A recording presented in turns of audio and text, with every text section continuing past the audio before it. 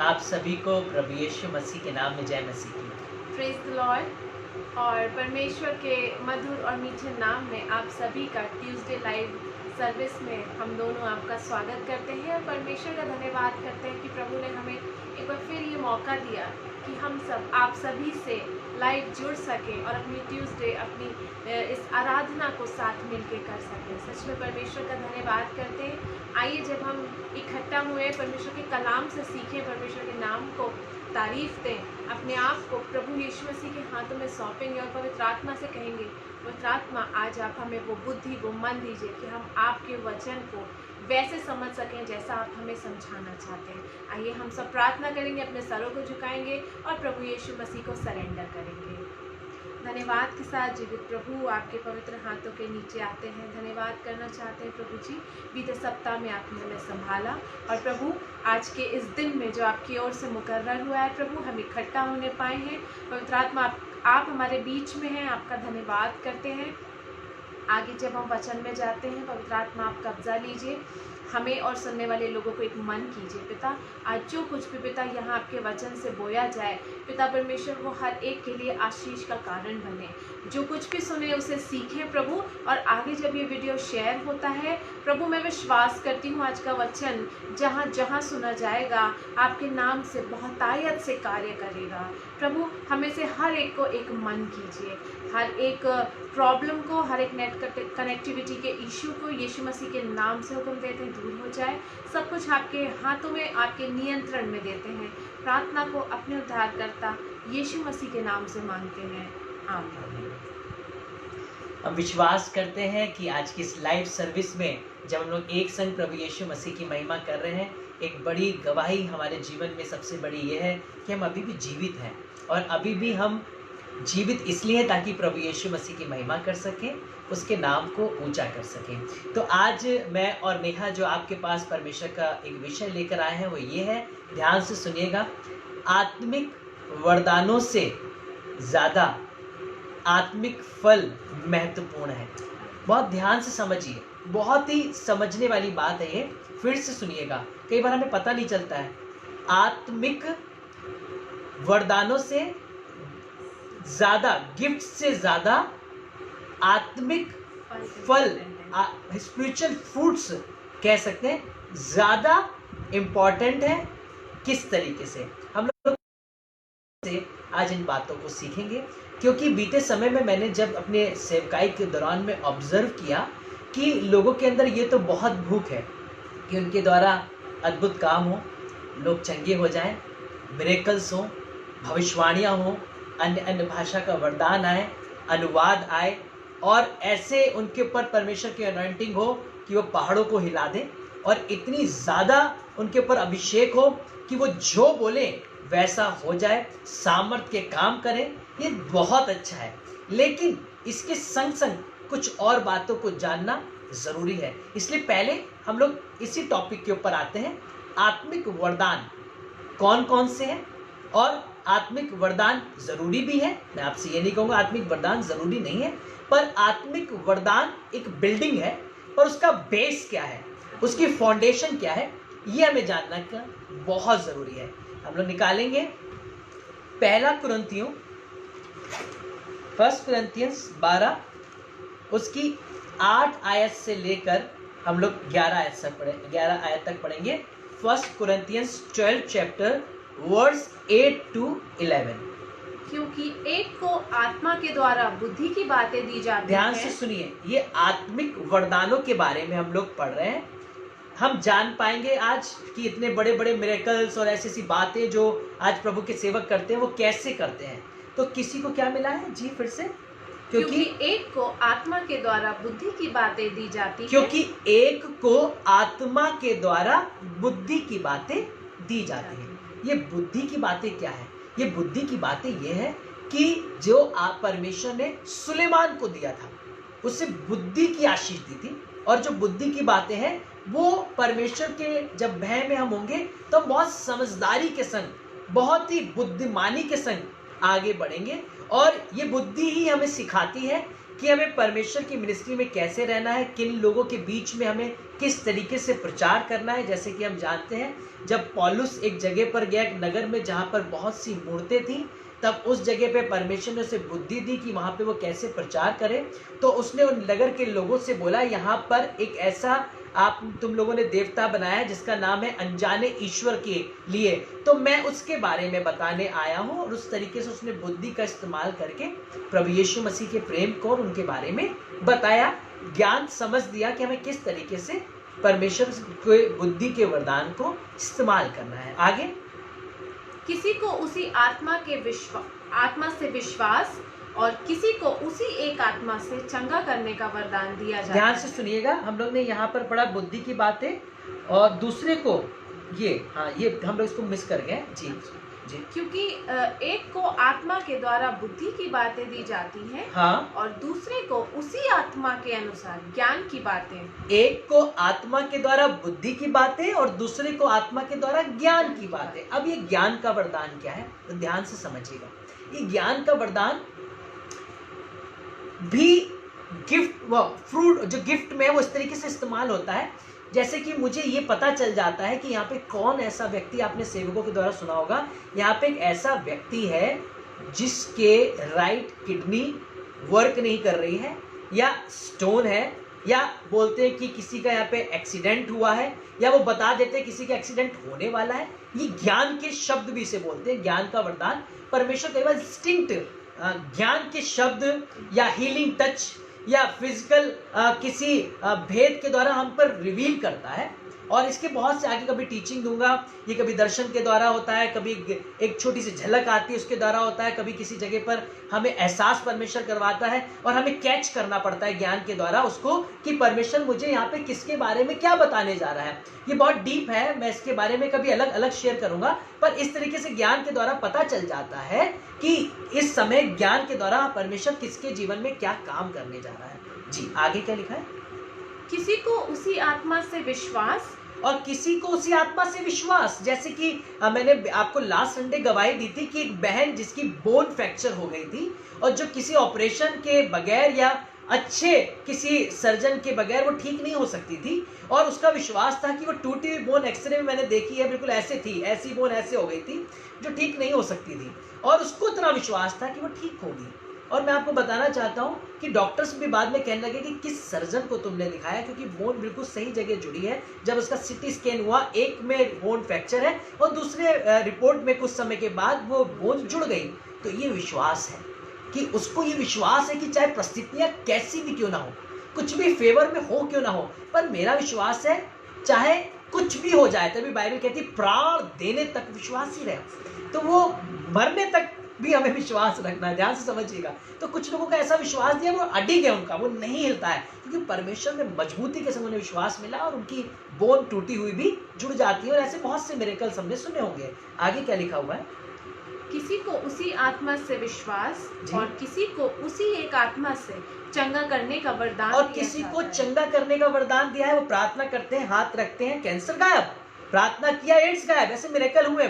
गर्भवती स्त्री जिनको गर्भ नहीं ठहरता उनके लिए प्रार्थना करी, परमेश्वर को गर्भ की आशीष देता है। ऐसे बहुत से मिरेकल, ऐसी बहुत सी टेस्टमनी हमने देखी है, हमने सुनी, और हमने व्यक्तिगत जीवन में हमने उसको एक्सपीरियंस किया है। तो परमेश्वर ने किसी को चंगाई देने का भी वरदान दे रखा है। और आगे, फिर किसी को सामर्थ के काम करने की शक्ति। सामर्थ के काम कैसे करते हैं? जैसे यीशु मसीह ने डांटा, आंधी तूफान थम गया, वो पानी पर चलते हुए उनके पास पहुंच गया, अंजीर के वृक्ष को बोला सूख गया, है ना। तो हमने जाना कि सामर्थ के काम भी हमारे द्वारा परमेश्वर करता है, और वो जो सोच समझ से भी परे है, जिसको हम इमेजिन भी नहीं कर सकते, परमेश्वर के वचन में ऐसे लोगों को सामर्थ मिलती है कि वो क्लेम करते हैं और वो होता है। और आगे क्या लिखा है? और किसी को भविष्यवाणी, और किसी को भविष्यवाणी। ये वो वाली भविष्यवाणी नहीं है कि किसी को यहाँ पे छींक आ रही है या किसी को बुखार है, ये भविष्यवाणी की बात अलग है। ये जब भविष्यवाणी के वरदान की बात की जाती है तो ये जनरेशन टू जनरेशन बात करती है। जैसे कि आज से जब यीशु मसीह को मरे हुए 2020 साल मरे हुए और मुर्दों में से जी उठते हुए 2020 साल हो चुके हैं, और उससे भी पहले कई 2000 साल पहले भी सेवकों पर रिवील हुआ था, मूसा पर रिवील हुआ, आइजिया पर रिवील हुआ, दाऊद पर रिवील हुआ, वो आज तक चीजें हो रही हैं। यूहन्ना पर रिवील हुआ, प्रकाशित हुआ की बातें अभी तक वेद से खुल रही हैं। ये वो भविष्यवाणी की बातें हैं जो generation to generation, years to years बनी रहेंगी, जो पूरे पूरे नगरों को, पूरे पूरे शहरों को, पूरे पूरे देश को, पूरी पूरी कंट्री को, पूरे पूरे वर्ल्ड को, पूरे पूरे यूनिवर्स को हिला के रख देंगी। यहां तक भी पता चल जाएगा कि आकाश की शक्तियां कैसे हिलाई जाएंगी, कब अकाल पड़ेंगे। जब आज ये सब परिस्थितियां हो, तो हमने पढ़ा बाइबल में कि बाइबल में तो लिखा हुआ है, इस भविष्यवक्ता के द्वारा, सपन्या के द्वारा लिखा है, आइजिया के द्वारा लिखा है, अरे यूहन्ना के द्वारा लिखा है कि ये सब समय आएगा, ये महामारियां आएंगी।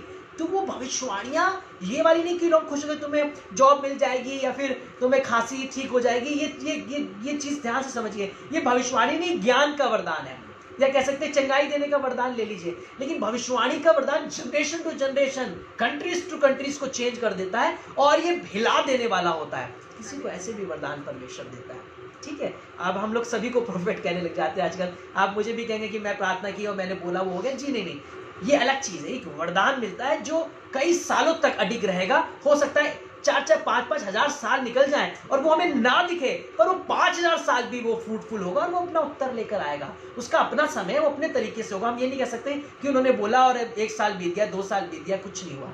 तो ये कई साल भी ले सकता है, लेकिन जो परमेश्वर रिवील करता है वो सालों साल के बाद भी पूरा होता है। जी, आगे लिखा हुआ है, और किसी को आत्माओं की परख, और किसी को अनेक प्रकार की भाषा, और किसी को भाषाओं का अर्थ बताना। किसी को आत्मा की परख, वो बहुत से लोगों को ऐसा प्रभु गिफ्ट देता है। सामने वाला व्यक्ति कितना भी अच्छा क्यों ना, मैं बुराई नहीं कर रहा हूँ, पर अगर उसके अंदर कोई चालाकी है और वो चालाकी से आपके पीछे, आपके साथ है और उसके मन में कुछ और है, वो आपका फायदा उठाना चाहता है, या फिर चर्च में दूत बाहर भूत, हमने कहावत सुनी है, जो ऐसा चोला पहनते हैं कि बाइबल कहती है कि शैतान गरजने वाले सिंह के समान, मतलब वो चोला पहन लेता है। तो ऐसे बहुत से लोग हैं जो चोले वाले मसीह हैं, जो मसीह नहीं है, पर वो बहुत दिखेंगे, वो ऐसी बातें करेंगे, उनके द्वारा आश्चर्य कर्म भी होंगे और वो भविष्यवाणियां भी करेंगे, लेकिन उनके पीछे एक स्वार्थ होगा, उनके पीछे वो कहीं ना कहीं अपने फायदे को देख रहे होंगे। वो करने की से ज्यादा अपनी बड़ाई और अपने नेम और फेम की बातें सोच रहे होंगे।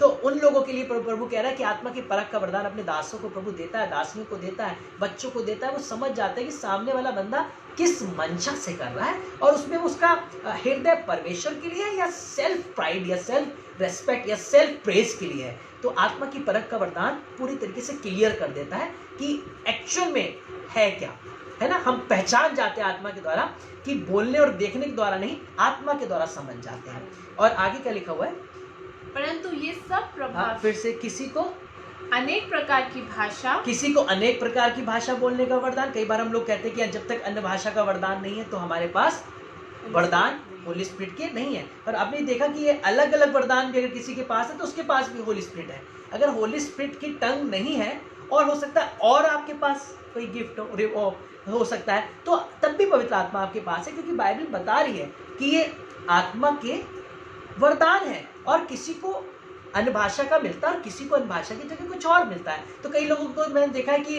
उनको अन्य भाषा का नहीं मिला तो वो डिमोटिवेट हो गए, वो डिस्करेज हो गए, या फिर वो झूठी भविष्य अन्य भाषा बोलने लग जाते हैं ताकि लोगों को लगे कि मुझे अन्य भाषा का वरदान है, और वो कुछ भी बोलने लग जाते हैं ताकि सामने वाले बंदे को बताना चाहते हैं। और कुछ लोगों को मैंने देखा उनके पास अगर वरदान है तो वो शो ऑफ करते हैं कि वो बताएं सामने वाले को कि मुझे होली स्पिरिट मिला हुआ है। नहीं, ये नहीं है फिर वो वरदान।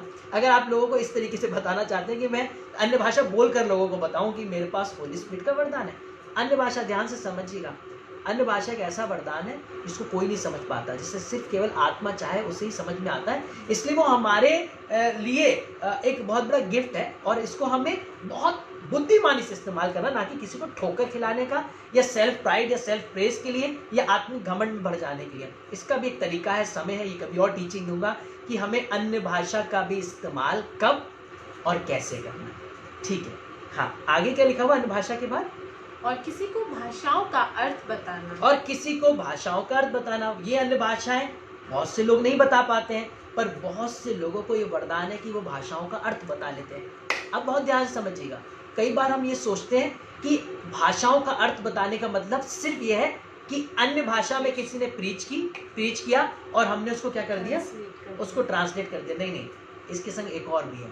कई बार आपने देखा होगा कि बहुत बड़े बड़े प्रीचर आते हैं, मैंने ही इंडिया में आए, तो आप देखते हैं कि उनका कोई हिंदी में क्या कर रहा होता है, ट्रांसलेशन कर रहा होता है। परमेश्वर से ऐसी विजडम देता है, ऐसा अपना वर्ड या ऐसा गिफ्ट देता है उसे कि वो बिल्कुल जो बेनी हिन जी के भाव और जो उनके सार, जो आत्मा इंग्लिश में सामने आ रहा होता है, बिल्कुल वैसे ही परमेश्वर हिंदी में उनके द्वारा लोगों तक पहुंचा रहा होता है। ये भी एक वरदान है, अन्य भाषाओं का वरदान है कि अन्य भाषा मतलब इंग्लिश मेरी टंग नहीं है, मेरी टंग हिंदी है, फिर भी मैं इंग्लिश टंग के प्रीचर को ट्रांसलेट कर रहा हूँ, या कह सकता हूँ मैं उनका इंटरप्रिटेशन कर रहा हूँ, उनका अनुवाद कर रहा हूँ। तो ये भी एक वरदान है। अगर आप ऐसा भी करते हैं तो भी आप गिफ्ट में हैं, आप सेवा कर रहे हैं परमेश्वर की, और वो सेम भाव परमेश्वर के वचन का लोगों तक पहुंचा रहे हैं। तो ये कंफ्यूजन दूर कर दीजिए कि नहीं, अन्य भाषा का अर्थ ही बताना केवल जो है वरदान है। बाकी अगर हम ट्रांसलेट या इंटरप्रिटेशन अच्छे से आत्मा के द्वारा कर रहे हैं तो वो वरदान नहीं है, वो भी वरदान है। ठीक है, तो पहले हम ये जान लें। अब हम जानेंगे, उसके बाद हम लोग निकालेंगे मैथ्यू चैप्टर 7 वर्स 21 to 23। मत्ती की पुस्तक 7 अध्याय 21 से लेकर 23 तक। अगर आप वचन सुन रहे हैं और आपको आशीष मिल रही है, आप सीख रहे हैं, तो अभी शेयर भी कर सकते हैं इस दौरान, ताकि और भी बहुत से लोग इन बातों को जो बहुत जरूरी हैं सीख सकें। जी 21। हाँ, 21 से लेकर 23 तक पढ़ेंगे। जो मुझसे हे प्रभु कहता है, हाँ, उनमें से हर एक स्वर्ग के राज्य में प्रवेश ना करे। अब ध्यान से सुनिएगा, जो मुझसे हे प्रभु हे प्रभु कहता है, मतलब जबकि हम तो हे प्रभु कह रहे हैं, हम और कोई नाम ही नहीं ले रहे हैं, और हम तो यीशु मसीह का ही तो नाम ले रहे हैं, फिर प्रभु ऐसा क्यों कह रहा है? आगे क्या लिखा हुआ है? उनमें से हर एक स्वर्ग के राज्य में प्रवेश ना उसके करेगा। बावजूद भी उनमें से हर एक स्वर्ग के राज्य में प्रवेश नहीं करेगा, जबकि हम हे प्रभु का ही नाम ले रहे होंगे, हम यीशु मसीह का ही नाम ले रहे होंगे। उसके पीछे हे प्रभु कौन परमेश्वर के लिए, उसकी महिमा के लिए ले रहा है, और कौन अपने नाम को या लोगों के बीच में अपनी बड़ाई को, अपनी प्रशंसा को, या अपने सेल्फ प्रेज के लिए ले रहा है, वो भी प्रभु जानता है। ठीक है, तो वो ध्यान से समझ लीजिए कि उन लोगों के बारे में हे प्रभु कहा जा रहा है, वो लोग हे प्रभु कहने वाले परमेश्वर के राज्य में नहीं होंगे जिनके पीछे स्वार्थ है या उनका मन परमेश्वर से नहीं लगा है, और जो सेल्फ घमंड में या प्रशंसा के प्यासे हैं। और आगे क्या लिखा हुआ है? परंतु वही हाँ, जो मेरे स्वर्ग के पिता की इच्छा पर चलता है। ध्यान से सुनिए, वरदान होने का मतलब ये नहीं कि मैं स्वर्ग जाऊंगा, परमेश्वर के वचन पर चलने का मतलब है कि मैं स्वर्ग जाऊंगा। तो इसलिए गिफ्ट के पीछे हम भागें, दौड़े, प्यासे रहें, पर उसके संग संग परमेश्वर के वचन पर चलना उससे ज्यादा इंपॉर्टेंट है, क्योंकि ये गिफ्ट मुझे स्वर्ग नहीं पहुंचाएंगे। परमेश्वर के वचन पर चलने के द्वारा एक साधारण व्यक्ति होगा जिसको एक भी गिफ्ट ना हो, बिल्कुल साधारण, जिसे आपने कहीं देखा भी ना हो, वो सिंपल चर्च आता हो, दसवांश देता हो, अपने जीवन से भले काम करता हो, बहुत शांत रहता हो, प्रभु के छोटे छोटे वचन का भी पालन कर रहा हो और किसी की नजर में ना आ रहा हो, पर वो स्वर्ग में होगा। पर मैं प्रोफेट हूँगा, मैं हीलर हूँगा, मैं सामर्थ्य के काम कर रहा हूँगा, मैं नगरों और शहरों को हिला रहा हूँगा, और मैं जब बोल रहा हूँगा तो कम से कम एक कन्वेंशन में 1-1 लाख 2-2 लाख हिलाए जा रहे होंगे, मिरेकल हो रहे होंगे, पर वो स्वर्ग में नहीं जा रहे होंगे, क्योंकि वो वरदान का इस्तेमाल कर रहे हैं, पर वो वचन का इस्तेमाल, परमेश्वर के वचन पर चलने के जीवन का इस्तेमाल नहीं कर रहे होंगे। इसलिए वो लोग परमेश्वर के राज्य में प्रवेश नहीं करेंगे। आगे भी पढ़ेंगे। जी, उस दिन बहुत से लोग मुझसे कहेंगे, हे प्रभु क्या हमने तेरे नाम से भविष्यवाणी नहीं? देखिए, वही वरदान अभी किसका मिला था? भविष्यवाणी का वरदान। तो बहुत से लोग भविष्यवाणी के वरदान में होंगे और भविष्यवाणियां कर रहे होंगे, उसके बावजूद भी प्रभु ने बाहर रख रहा होगा, तो क्या कहेंगे? प्रभु क्या मैंने तेरे नाम से भविष्यवाणी नहीं की? क्योंकि उन्हें लग रहा होगा कि भविष्यवाणी का वरदान मुझे मिल गया, तो अब तो मैं बहुत पावरफुल हो गया हूँ, अब तो बिल्कुल मैं स्वर्ग जाऊंगा, क्योंकि प्रभु ने मुझसे प्यार किया है, अपना आत्मा का अभिषेक मुझे दे दिया, मैं चिल्ला चिल्ला के बोल रहा हूँ, खूब तालियां बज रही होंगी, हिला रहा हूँ, मैं पुलपिट को भी हो सकता है 2-3 बार गिरा दूं और 1-2 लोगों को धक्का भी दे दूं अपना अभिषेक दिखाने के लिए, और मैं टच करके बहुत से लोगों को गिरा भी दूं। लेकिन मैं आपसे कह रहा हूं कि सबके होने के बावजूद भी, मैं किसी के विरोध में नहीं बोल रहा हूं, पर अगर ऐसी मनसा से अगर मैं कर रहा हूं, काम तब भी होंगे, बहुत से लोग ऐसे कर रहे होंगे, स्वर्ग जाएंगे इनमें से, लेकिन वो किस मनसा से कर रहे होंगे? तो उसमें से जो जाएंगे वो अलग है, जो नहीं जाएंगे उनके बारे में बताया जा रहा है कि वो कह रहे होंगे कि मैंने तेरे नाम से भविष्यवाणियां नहीं की। आगे, और तेरे नाम से दुष्ट आत्माओं को नहीं निकाला। और वो इविल स्पिरिट को निकालने वाले भी होंगे, वो बोलेंगे और दुष्ट आत्माएं छोड़कर जाएंगी, और वो इस बात से भी खुश होंगे कि अब तो दुष्ट आत्माएं भी मेरे वश में। तब प्रभु ने कहा, जब चेलों ने कहा कि दुष्ट आत्मा हमारे वश में, तो प्रभु ने कहा इस बात से आनंदित मत हो, पर इस बात से आनंदित हो कि तुम्हारे नाम जीवन की पुस्तक में लिखे हो। अगर जीवन की पुस्तक में नाम नहीं लिखा और हम ये सब कर रहे हैं, हम खूब ढोल नगाड़े के संग हमारी मिनिस्ट्री बढ़ती चली जा रही है, लोग पता नहीं कहाँ से मुझे कॉल कर रहे हैं, पास्टर अभिषेक अरोड़ा, अरे आप तो बहुत ही बढ़िया है, आपकी प्रीचिंग हम सुनते हैं, हमें मजा आ जाता है। इससे कोई अभिषेक अरोड़ा स्वर्ग जाने वाला नहीं है। ये सब काम आप देख लें और उससे मैं स्वर्ग नहीं जाने वाला, पर उसके बाद मेरा व्यक्तिगत जीवन परमेश्वर के संग कैसा है, मैं उस पर चल रहा हूँ कि नहीं चल रहा हूँ, वो मेरा न्याय करेगा। जीवन की पुस्तक में नाम है कि नहीं है, तब मैं स्वर्ग के राज में पहुंचूंगा। जी आगे क्या लिखा हुआ है? और तेरे नाम से हाँ, बहुत से आश्चर्य कर्म नहीं और किए। यही वो भविष्यवाणी करने वाले और वही वरदानों को पाए वाले लोग कहेंगे कि क्या मैंने तेरे नाम से आश्चर्य कर्म, वो सामर्थ्य के काम किए होंगे, हो सकता है आंधियां रोक दी होंगी, तूफान को रोक दिया होगा, बारिशों को करवा दिया होगा, समुद्र के ऊपर चल के पहुंच गए होंगे। ऐसे ऐसे काम लोग बोलते हैं, अरे भैया, अरे पूछिए मत, वो सेवक बिल्कुल ऐसे हैं, बड़ा हिला के रख देते हैं, अरे वो जानते हैं यीशु मसीह आने वाला। बाकी आजकल जानता कौन है यीशु मसीह आने वाला? हो सकता है मैं इस तरीके की प्रीचिंग करने वाला हूँ कि मुझे ही लगता हो कि यीशु मसीह आने वाला है, उसने मुझसे ही बात की है और मैं लोगों के सामने आश्चर्य कर्म कर रहा हूं, मैं बताने वाला हूं कि मुझे पता है आप नरक जाएंगे, आप लोग ऐसा नहीं करेंगे। तो आप समझ लीजिए कि हाँ, हो सकता है उनमें से बहुत से स्वर्ग चले जाएं, पर हो सकता है बहुत से लोग सिर्फ इस डींगों में, इन खुशियों में कि मेरे से आश्चर्य कर्म हो रहे हैं और मैं बड़ा हिला के लोगों को हिला के स्वर्ग लेके जा रहा हूँ, और उनमें से हो सकता है वो भी बाहर खड़े होंगे, वो कह रहे होंगे, प्रभु मैंने तो तेरे नाम से आश्चर्य कर्म भी किए थे। और आगे क्या लिखा है? तब मैं उनसे खुल कर कह दूंगा। तब मैं उनसे खुल के कह दूंगा। अभी नहीं कह रहा है प्रभु, ध्यान से सुनिए, अभी सब करने देगा वो ऑल ओवर वर्ल्ड में होते रहेंगे ये सारे काम, बिल्कुल जबरदस्त तरीके से बेदारी के काम होंगे, और शायद लोग बहुत से बच भी रहे होंगे, लेकिन उन सेवकों से या उन ऐसे वरदाने वालों से प्रभु क्या कहेगा? सुनिए, मैंने तुमको कभी नहीं जाना, मैंने तो तुम्हें कभी जाना ही नहीं, हे कुकर्म करने वालों। और उसके प्रभु क्या कह रहा है? कुकर्म करने वालों, मेरे पास से चले जाओ। क्योंकि प्रभु की नजर में वो सब कुछ करने के बावजूद भी कुकर्मी होंगे, क्योंकि वो परमेश्वर के वचन का पालन नहीं कर रहे होंगे, और इसके द्वारा वो बहुत से लोगों को ठोकर भी खिला रहे होंगे और लोगों को अधर्मी और खुद को धर्मी जान रहे होंगे, और वो इस बात को ठोक पीट के कह रहे होंगे कि और कोई स्वर्ग में नहीं जाएगा अगर वो हमारी बातों को ना माने, और हमें ऐसा लगेगा कि सिर्फ हम ही परमेश्वर के मार्ग पर चल रहे हैं, लोगों को प्रभु के मार्ग पर ला सकते हैं। लेकिन प्रभु क्या कह रहा है? उनसे भी प्रभु कह देगा, हे कुकर्मियों, मैं तुम्हें नहीं जानता। फिर आप कहेंगे, फिर उनके द्वारा काम क्यों हो रहे हैं? क्योंकि बाइबल में लिखा हुआ है कि नाम प्रभु यीशु मसीह के जो लेता है उससे काम होते हैं। अगर पापी भी यीशु मसीह का नाम ले रहा होगा तो यीशु मसीह अपने नाम के खातिर, क्योंकि आकाश और पृथ्वी के बीच में केवल एक नाम दिया गया है, यीशु का नाम, उसके नाम को लेकर आप बोलेंगे तो अपने नाम के निमित्त परमेश्वर वादे का खरा और सच्चा, उसने वादा किया है यीशु के नाम में जो बोलेगा तो वो करेगा। तो जो भी कर रहा होगा यीशु के नाम में तो काम तो होने ही है, मिरेकल्स तो होने हैं, हीलिंग्स तो होनी है, आश्चर्य तो होने हैं, दुष्ट आत्माएं तो जानी, ये सब होगा। तो उसके बावजूद भी हो सकता है बहुत से लोग, मैं भी कह सकता हूं अगर मैं ऐसे जीवन में होगा, कोई भी होगा, मैं किसी के लिए बुराई की बात नहीं कर रहा हूं, सिखाने के लिए बोल रहा हूं परमेश्वर की आत्मा में कि वो भी परमेश्वर के राज के बाहर कर दिए जाएंगे। अब हम लोग जानेंगे बेस क्या है। ये अभी तक मैंने आपको बिल्डिंग की बात की, आत्मिक वरदान, खूबसूरत बिल्डिंग, लेकिन वो बिल्डिंग गिर सकती है, जो मैंने अभी बताया कैसे गिर सकती है, जिसके बेस ना हो। अब हम बेस जानेंगे। गलातियंस चैप्टर 5 वर्स 22, गलातियंस चैप्टर 5 वर्स 22 पढ़ेंगे। पर आत्मा का फल, हाँ, प्रेम, ध्यान से सुनिए, आत्मा के फल, आत्मा का फल, ध्यान से सुनिएगा, आत्मा के फल नहीं लिखा है, आत्मा का फल क्यों लिखा है? संतरा क्या होता है? एक ही फल होता है, लेकिन जब हम उसके पार्ट्स निकालते हैं तो वो 12 भी हैं, 11 भी हैं, 10 भी हैं, है ना, तो उसके कई पार्ट्स होते हैं। तो वैसे लेकिन वो पूरा एक ऑरेंज ही कहलाता है। वैसे ये सारे जो आत्मा का जो फल है वो एक ही फ्रूट के अंदर है, एक ही। इसमें क्या मतलब ये नहीं कि एक है तो एक नहीं है। तो ये ध्यान से समझिए कि आत्मा का फल का मतलब, ये जितनी बातें मैं आपसे करने जा रहा हूँ ये सभी आत्मा का एक फल है, और उसके ये पार्ट्स हैं, इसका मतलब ये सभी होने जरूरी है। वो आत्मा का फल क्या है?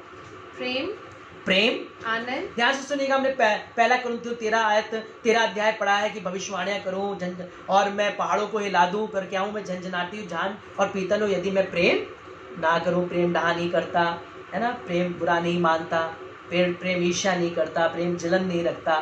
तो ये सारी बातें अगर हमारे पास गिफ्ट्स हैं और लेकिन हमारे अंदर प्रेम नहीं है, हम लोगों से किस नीति से बात कर रहे हैं। हम हमेशा कहते हैं मैं तो खरा बोलता हूँ, मेरे पास खरा शब्द है, मेरे पास खरा वचन है। आप बोलिए, लेकिन किसी को ठोकर खिलाने के लिए नहीं, किसी को गिराने और बुराई करने के लिए नहीं, कमियां निकालने के लिए नहीं। पर खरा का मतलब होता है सत्य मार्ग बता के लोगों को बचाना, उनको परमेश्वर के मार्ग पर लेकर आना, ना कि उन्हें ठोकर देकर उन्हें तुच्छ जानना। तो हम लोग प्रेम के संग भी खराई के संग चल सकते हैं, प्रेम रखकर भी हम खरे जीवन को जी सकते हैं, और हम कहें हाँ की हाँ, ना की ना। परमेश्वर ने मुझे ये नहीं कहा, प्रेम के द्वारा भी अपनी बातों को रखकर सामने वाले को बिना ठोकर खिलाए भी हम अपनी बात को रखकर परमेश्वर के वचन पर चल सकते हैं। तभी परमेश्वर ने बताया कि बेस जो है, जो आपकी बिल्डिंग, जो आपके फ्रूट से, आपके गिफ्ट से भरी हुई है, उसका बेस फ्रूट है होना चाहिए। अगर फ्रूट नहीं है तो आपकी बिल्डिंग एक ही हवा में गिर जाएगी। तो पहला क्या लिखा है, आत्मा का फल क्या है, प्रेम, आनंद, आनंद, हमेशा प्रभु के आनंद से भरे रहना। ये नहीं कि आज अच्छा समय है, बहुत खुश है, प्रभु ने गाड़ी दे दी, बंगला दे दिया, जॉब दे दी, बहुत आनंदित है, लेकिन जैसी सब तकलीफें आई तो हमारा आनंद चला गया। इसका मतलब हम आत्मा का वरदान और आत्मा का फल हमारे अंदर नहीं है, क्योंकि हम समय समय पर हम चेंज हो रहे हैं। और आनंद का मतलब होता है परिस्थितियां चाहे कैसी भी क्यों ना हो, हमें कुछ मिले चाहे ना मिले, हमने जो मांगा हो हमें ना भी मिले तो भी हम आनंदित रहेंगे, क्योंकि अय्यूब ने कहा जिसने दिया उसने लिया, उसका धन्यवाद, क्योंकि मैं तो प्रभु का हूँ। तो जिस हाल में रखे वो मेरा परमेश्वर, और आप जानते हैं कि प्रभु आपको बुरे हाल में तो नहीं रखेगा। तभी लिखा उसके राज धर्म की खोज करो, सारी चीजें तुम्हें अपने आप मिल जाएंगी। आगे क्या लिखा हुआ है, शांति, शांति, हमेशा पीसफुल रहेंगे हर परिस्थितियों में। कितने उतार चढ़ाव बना रहे, इसलिए भजन संहिता 112 में लिखा है, धर्मी जन बुरे समाचार से नहीं घबराता, नहीं डरता, वो शांत रहता है, क्योंकि उसे पता है कि everything is under control of Lord Jesus. सब कुछ परमेश्वर के नियंत्रण में है और परमेश्वर को सब अच्छी तरीके से पता है। आगे कृपा, धीरज, धीरज, वो जल्दबाजी कभी नहीं करेगा, उसे हर चीज के लिए परमेश्वर पे डिपेंड रहना आता है, और वो परमेश्वर के समय का इंतजार करेगा। जी, कृपा, कृपा का मतलब लोगों के लिए दया से भरा रहेगा। अगर किसी की जरूरत है और वो कर सकता है तो वो उसको करेगा, और दूसरों के सुख दुख में उसके संग खड़ा होगा। आगे भलाई, भलाई का मतलब आप जान सकते हैं कि मेरे और आपके जीवन में जब हमसे कोई अगर मिले तो हम उसका बुरा ना चाहें।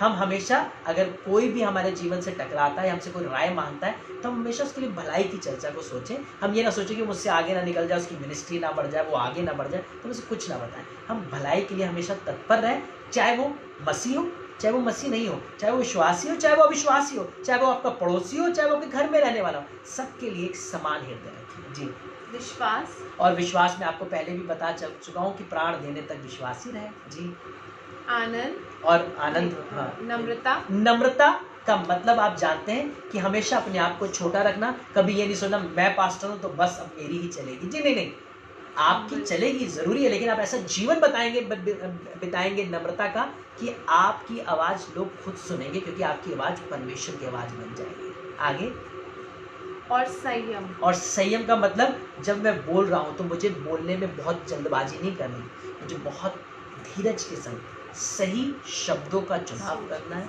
बहुत सोच समझ के अपने इस वरदान का, जो आत्मा का शब्द है जो परमेश्वर हमें दिया, जिसके द्वारा सृष्टि रची गई, हम बहुत संयमी होकर, धीरजवंत होकर अपने कामों को करेंगे।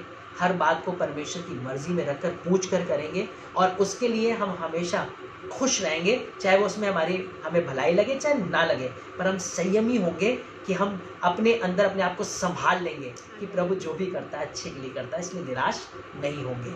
और ऐसे कामों के विरोध में कोई भी व्यवस्था नहीं, कोई व्यवस्था इन कामों के विरोध में आपको पापी नहीं ठहरा सकती। कोई भी व्यवस्था बनी नहीं अगर आपके अंदर आत्मा का फल है, और आपकी जो फाउंडेशन है, आपकी जो नींव है, जहां से आपकी बिल्डिंग खड़ी है, और उसमें आत्मा का फल है, तो इसके विरोध में दुनिया की कोई भी व्यवस्था नहीं जो आपको पापी ठहराए। और जीवन की पुस्तक में आपको नाम भी मिलेगा। और जितने आत्मा के वरदान के पीछे आप भाग रहे थे, जिनके लिए आपने सारे आत्मा का फल खो दिया था, और आप इस आत्मा के फल से बहुत दूर हो गए थे, एहसास भी नहीं था, परमेश्वर कह रहा है कि जब आप इसमें होंगे तो इसके विरुद्ध जब कोई व्यवस्था ही नहीं है, तो इसका मतलब आत्मा के वरदान भी खुद खींचे आपके जीवन में चले आएंगे, क्योंकि आपकी बिल्डिंग चट्टान पर बनी होगी। आइए अपनी आंखों को बंद करें, और मैं रिक्वेस्ट करूंगा नेहा से कि वो हम सबको प्रार्थना में ले चले, और हम प्रार्थना के द्वारा प्रभु यीशु मसीह के पास आएंगे। प्रार्थना करेंगे। परमेश्वर पिता, धन्यवाद करते हैं आपके जीवित कलाम के लिए प्रभु, इस जीवित वचन के लिए जो सच में पिता आज हमारे लिए प्रभु यीशु मसीह बहुत आयत से आशीषित रहा है प्रभु। और सच में पिता आज हमने सीखा है कि आत्मिक वरदानों के धुन से कहीं ज़्यादा हमें आत्मिक फलों को प्राप्त करना है। हमारी प्रार्थना ऐसी होनी चाहिए प्रभु, मुझे आत्मा के फल से भर दे प्रभु। आज मैं आपसे प्रार्थना करना चाहती हूँ सुनने वाले हर एक जन के लिए प्रभु जी, हमारे व्यूअर्स जितने भी सुन रहे हैं, एक अच्छे मसीह की दौड़ दौड़े प्रभु, और अपनी इस दौड़ में इस बात को प्रथम रखें कि मुझे आत्मा के फलों से लबरेज होना है, मेरे अंदर से आत्मा के फल दिखने पाए प्रभु। आज हमारी पहली पिता परमेश्वर प्रार्थना ये होनी चाहिए प्रभु, और हम अपने व्यक्तिगत जीवन में आत्मा के फलों की प्रैक्टिस करने वाले हो सके। पिता परमेश्वर आपका धन्यवाद करते हैं सुंदर वचन के लिए प्रभु जी। हम चाहते हैं पिता हम प्राण देने तक विश्वासी रहें, प्रेम, आनंद, शांति, धीरज, कृपा, भलाई, विश्वास, नम्रता और संयम यीशु मसीह हमारे जीवन से हमेशा दिखने पाए प्रभु। और आप जो गुप्त में हमें चेक करते हैं, हमेशा हम पिता परमेश्वर आपको ग्रहण योग्य हो सके और पसंद आए पिता, ऐसा जीवन दीजिए पिता। एक बार फिर से सुनने वाले सभी लोगों को आपके हाथों में सौंपते हैं पिता, हर एक की सुधि लीजिए, हर एक की प्रार्थनाओं का उत्तर दीजिए पिता परमेश्वर। विश्वास को बढ़ने में उनकी सहायता कीजिए, और जब पिता परमेश्वर इस वक्त वो वचन को सुन रहे हैं, उनके हृदय में यदि कोई भी परेशानी, चिंता, फिक्र है, यीशु मसीह के नाम से दूर हो जाए। जितने बीमार हैं यीशु मसीह के नाम से दूर हो जाए, जितने परेशान हैं यीशु मसीह के नाम से उनकी परेशानियां दूर हो जाएं पिता परमेश्वर। आज हम यहाँ से हर एक को आशीष देते हैं प्यारे प्रभु, और प्रार्थना करते हैं जब हम अगले सप्ताह मिलें गवाहियों से भर के मिले पिता। धन्यवाद करते प्रभु आपकी अच्छी अगुवाई के लिए, अच्छे वचन के लिए, सब बातों में आपको महिमा देते हैं। प्रार्थना अपने उद्धारकर्ता यीशु मसीह के नाम से मांगते हैं, आमीन। हम विश्वास करते हैं कि हम सब ने परमेश्वर के वचन से सीखा है। आने वाले संडे में शाम को फिर हम मिलेंगे और मिलकर प्रभु की इबादत करेंगे। तब तक परमेश्वर के वचन में जुड़े रहिए, मास्क पहनते रहिए, हाथ सैनिटाइज करते रहिए, परमेश्वर पे भरोसा रखिए और एक अच्छे भारतीय नागरिक बनिए। प्रभु आप सबको आशीष दे। सबको जय मसीह की।